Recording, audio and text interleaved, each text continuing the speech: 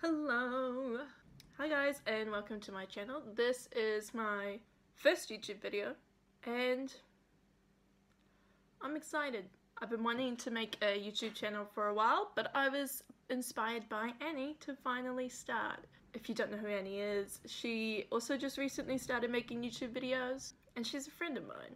I thought I would start with the video first just talking about a few of my favorite books. Yeah. I didn't think through it more than that, so that's it. That's the plan. I'll be talking about 9 books today. Yeah, 9. And I'll just be talking about them, what they're about, why I like them, that sort of thing. Pretty straightforward. The first book I want to talk about is Carry On by Rainbow Rowell. This book is about the Chosen One, the prophesized greatest mage, Simon Snow, and his arch-nemesis Tyrannus Basilton Grimpitch, more commonly known as Baz. And the two have been fighting basically since day one. Simon has basically been chasing Baz around for years, trying to prove to everyone that he is a vampire and evil, but through a series of events the two end up having to work together and put aside their differences. Classic enemies to lovers story. I'm a big fan of that trope and I just think it's really fun. I think the magic in this book is really interesting. They draw their magic through commonly used phrases used by normal people, well, people without magic that they call the normals. And I just think that's a really interesting way to do it. Like, the more commonly used the phrase, the more powerful the magic is going to be, and I just think that's quite fun. It means the book isn't filled with like random made up spells and stuff. It's phrases and words that you know, and it's quite interesting to see what kind of magic the phrases create. The story's really cute and the characters are really fun, and I just really enjoyed the Rainbow Rowell's writing style. I don't like all of her books, but I definitely like this one. I also like the sequel, Wayward Son. I know some people didn't think it was as good, but I really enjoyed both of them a lot, and I'm excited to read the third one in this series. And it also has a map. And any book with a map is bound to be fun. By rule. Definition. By law. The next book I'm going to talk about is The Raven Boys by Maggie... I want to say Stiefvater, but I know that that's wrong. Maggie Stiefvater? I don't know. I'm probably wrong. Doesn't matter. That's just how I'm going to keep saying it. This book is about a girl called Blue, who's from a family of clairvoyants, or psychics if you will. She doesn't have any psychic abilities herself, but she makes other people stronger, and just like spiritual, magical energy in general stronger or more prominent. And every year she goes to this old church to see, not to see because she can't see them, but to help write down names of the soon-to-be dead spirits that pass through there every year on St. Mark's Eve. But this year she does see someone. She sees like the ghost of a young boy called Gansey, and he actually speaks to her. Gansey is a young boy who goes to the local like rich kid school, and he and his few friends, Noah, Ronan, and Adam, are on this quest to find this king that's been sleeping underground for like, I think, hundreds of years, I think. Blue finds herself drawn to Gansey, and she soon joins their group and helps them on their quest. And basically, yeah, that's the story. It goes on from there. There are 3 more books. I really like this series, but most of all, I think this one is my favorite. Maybe. I really like Blue as a protagonist because she's really eccentric, but she's also headstrong and determined, and she doesn't let people push her around, which I just really like reading about strong female characters, and her whole family is basically full of strong female characters. She lives in a house full of women. They're also different and hectic, and it's just a lot of fun. Basically everyone in this book is, I wouldn't say such an individual, which feels weird to say, but they're just all really different.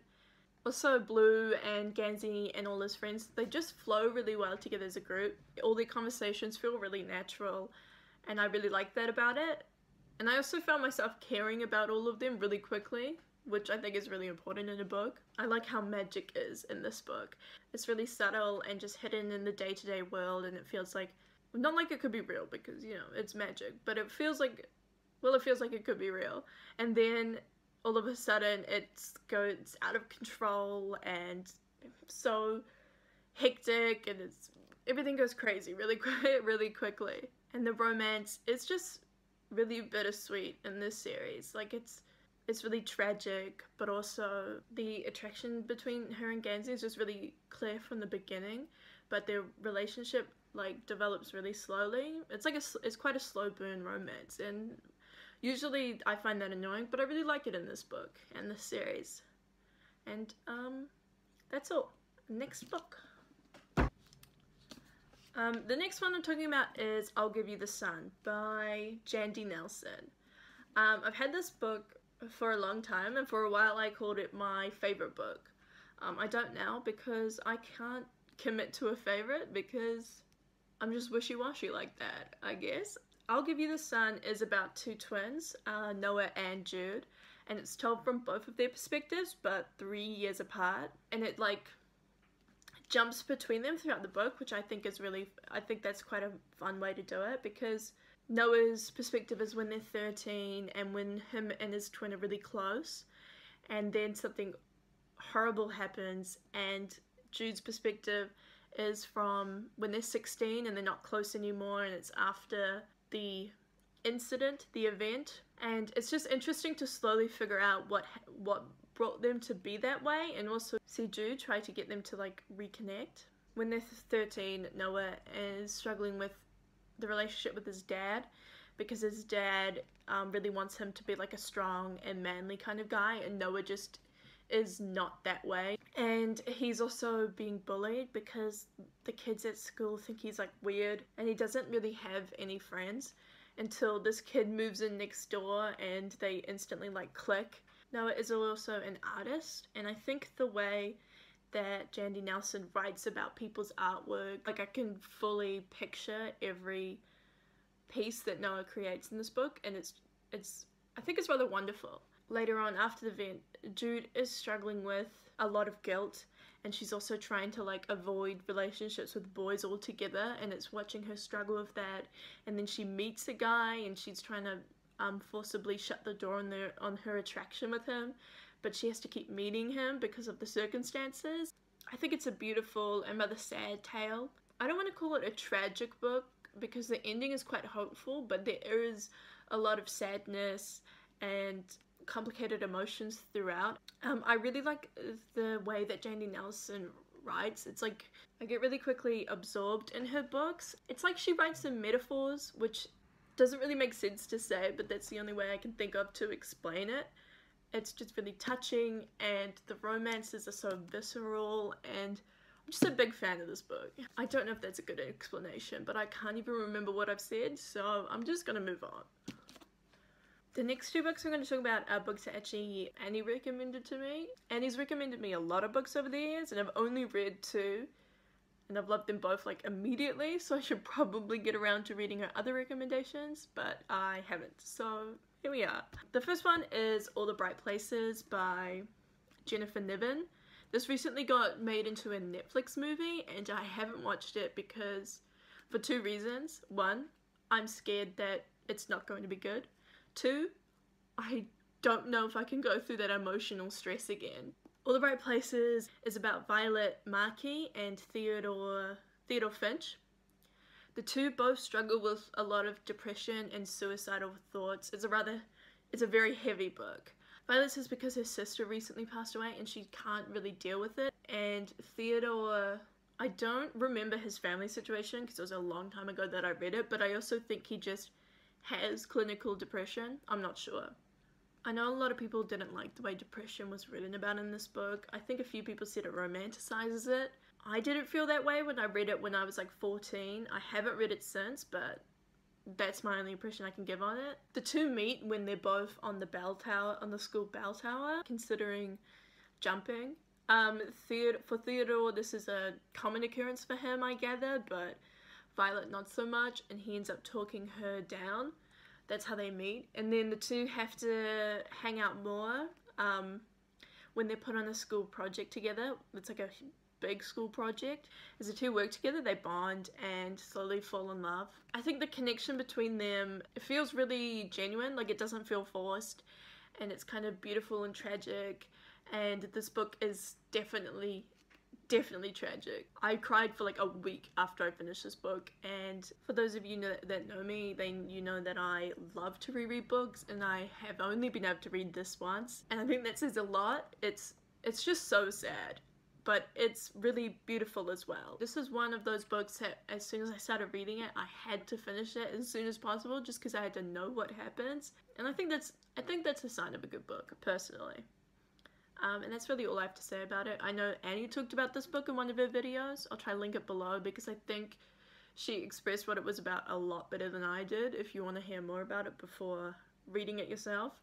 The next book that I read that Annie had recommended to me, I think she also talked about this one in one of her videos, I think. I know she did, but I'm going to talk about it anyway because it is one of my faves. Red, White, and Royal Blue by Casey McQuiston. I love this book.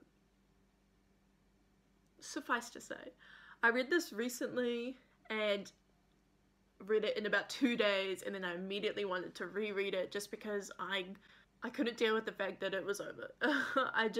I love these two characters in this book. Red, White, and Royal Blue is like based in an alternate reality.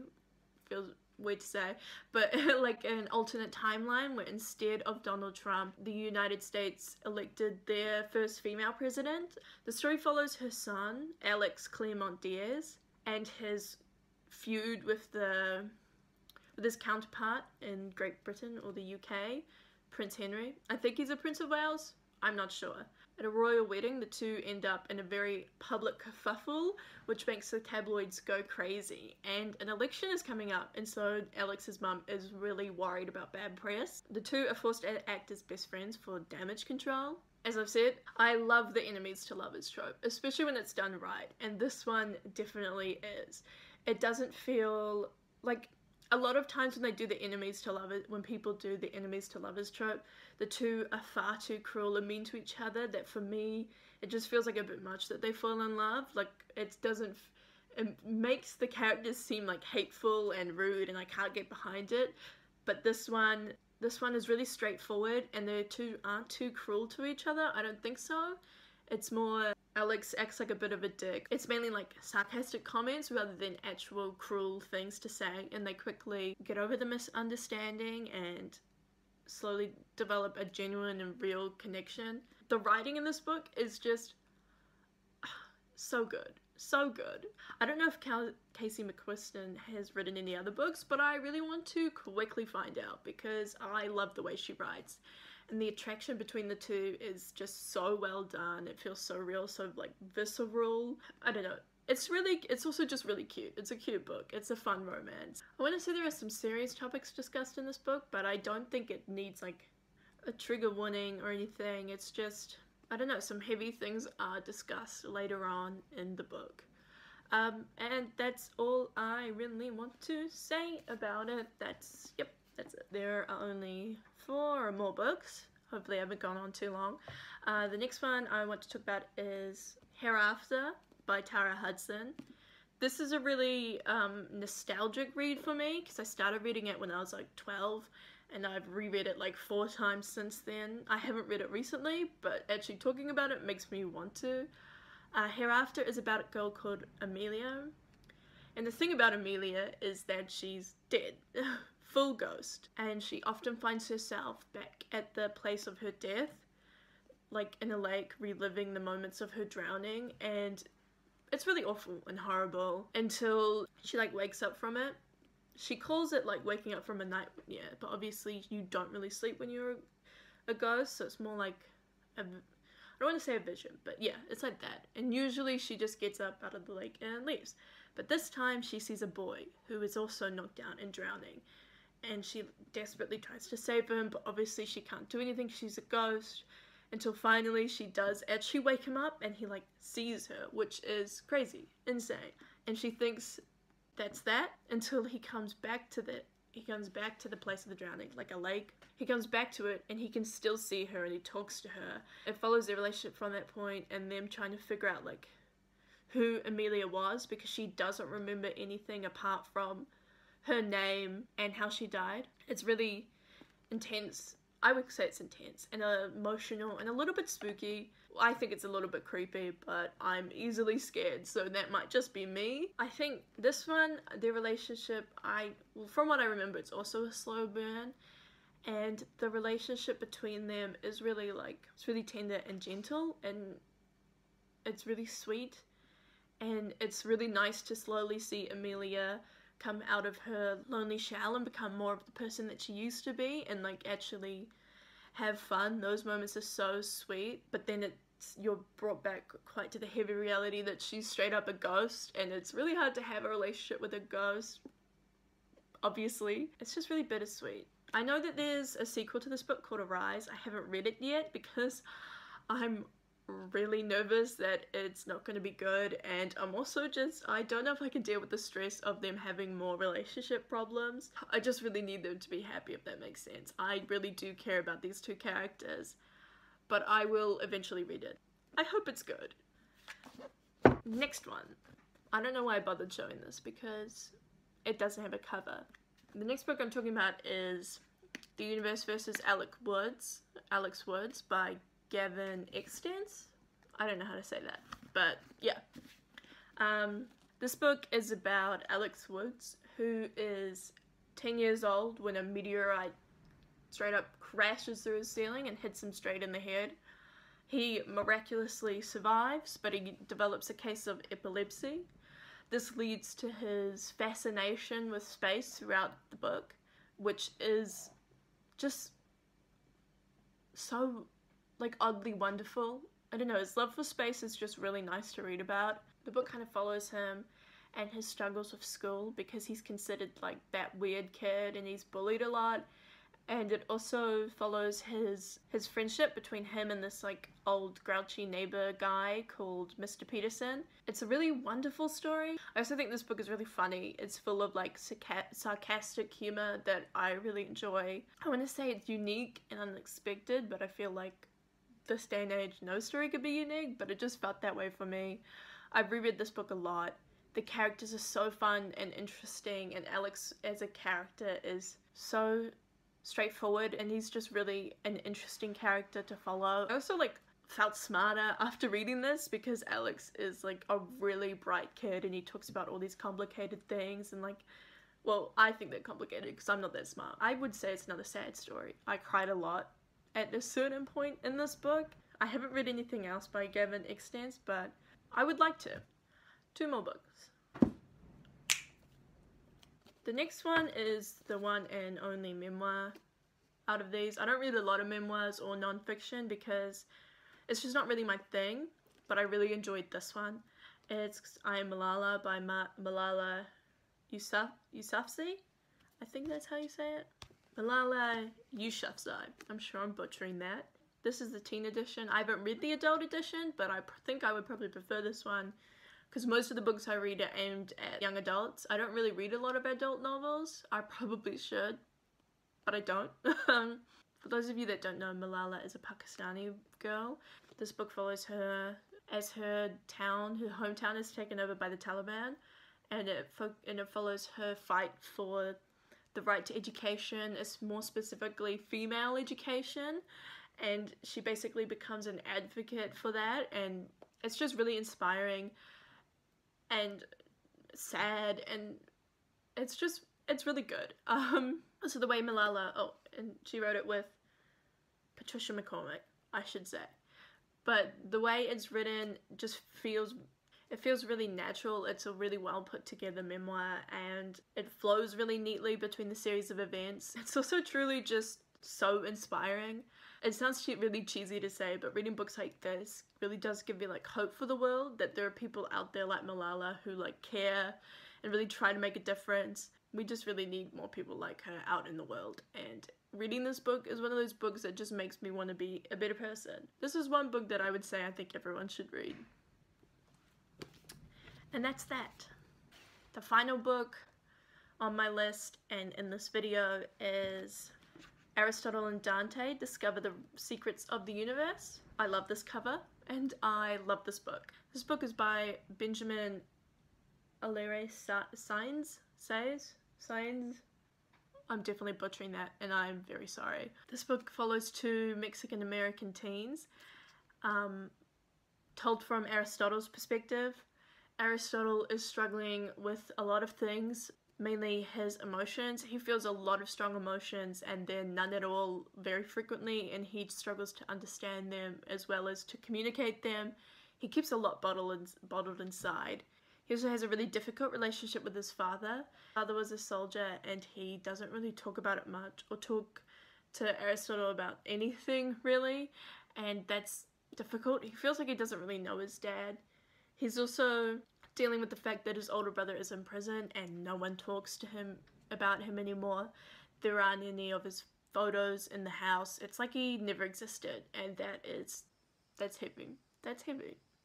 The story follows him as he meets this kid Dante at the pool one summer when Dante offers to help Aristotle learn to swim because he can't.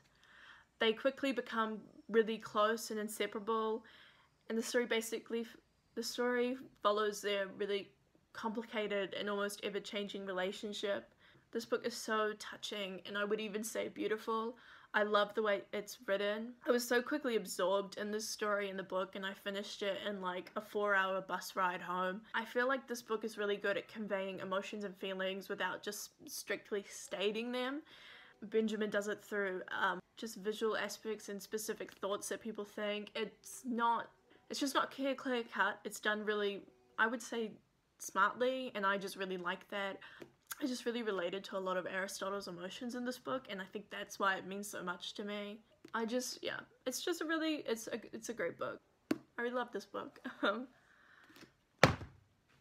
That's all of them. That's all the books. I don't know when I'll make another video. I have a couple more ideas, but I don't even know how this one is going to turn out, whether I'm going to like it at all. So I guess we'll see, but it was still fun to make. I also have to move soon, which makes things difficult, but bye.